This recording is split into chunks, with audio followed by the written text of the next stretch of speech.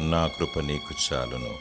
2 తెస్సలోనికైకు రాసిన పత్రిక 12వ అధ్యాయము 9వ వచనము.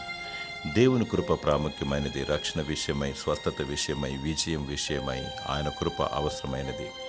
దేవుని ఉచితమైన మహాకృప ద్వారా రక్షింపబడిన మనము విశ్వాస జీవితంలో విజయం పొందుటకు కూడా దేవుడు కృపను చూపుతాడు. దేవుని కృప పాపము ఒప్పింపచేయును, పశ్చాత్తాపము దయచేయును.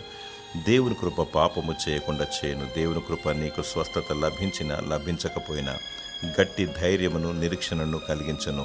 అక్రమముగా జీవిస్తూ పాపానికి తావిస్తూ దేవుని కృప ద్వారా నేను పరిశుద్ధినిగా మార్చబడతాను అని భ్రమపడి నీవు సమర్థించుకొనకూడదు. ఆయన నోట నుండి ఉమ్మివేయబడిదవు.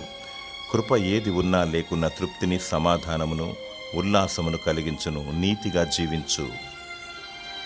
దేవుని కృప నిత్యము నీకు తోడయుండునుగాక. ఆమేన్.